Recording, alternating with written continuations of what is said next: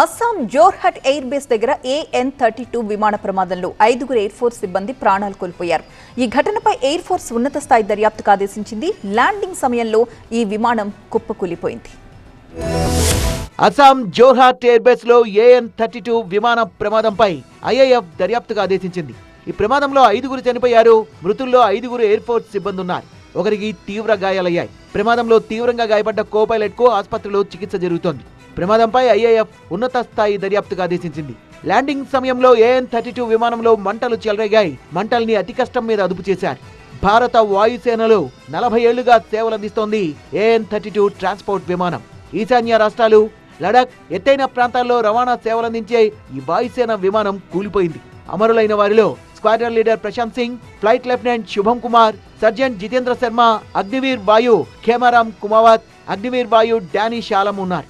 విధి నిర్వహణలో అత్యున్నత త్యాగం చేసిన ఈ వీరుల మరణం పట్ల వాయుసేన తీవ్ర సంతాపం వ్యక్తం చేసింది. శోక సముద్రంలో మునిగిపోయిన వారి కుటుంబాలకు తమ ప్రగాఢ సానుభూతి తెలియజేస్తూ ఈ కష్ట సమయంలో వైమానిక దళం బాధిత కుటుంబాలకు అండగా నిలుస్తోందని స్పష్టం చేసింది.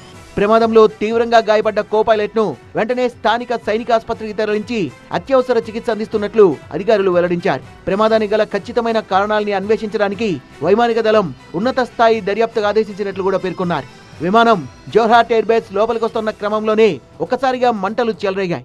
ఆపై వెంటనే అది రన్వేపై కుప్పకూలిపోయింది. ఈ ప్రమాదాన్ని గుర్తించిన వైమానిక స్థావరంలోని రక్షణ భద్రతా బలగాలు, అగ్నిమాపక సిబ్బంది హుటాహుటిన రంగంలోకి దిగారు. ఘటనా స్థలంలో మంటలు అదుపు చేయడానికి, విమానంలో ఉన్న వారిని రక్షించడానికి యుద్ధ ప్రాతిపదికన సహాయక చర్యలు చేపట్టారు. చాలా సేపటి తర్వాత శకలాలు తొలగించి ఈ ప్రమాదంలో చనిపోయిన వారి మృతదేహాల్ని బయటకు తీశారు. అంతేకాకుండా తీవ్రంగా గాయపడ్డ కో పైలట్ ను వెంటనే ఆసుపత్రికి తరలించారు.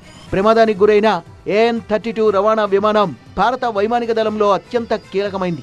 2 ఇంజన్లు కలిగిన ఎంతో దృఢమైన టర్బోప్రాప్ సైనిక ఎయిర్ క్రాఫ్ట్. ఎంతటి కఠినమైన తీవ్రమైన ప్రతికూల వాతావరణ పరిస్థితులైనా తట్టుకొని ప్రయాణించేలా దీన్ని రష్యా సాంకేతికతతో రూపొందించారు.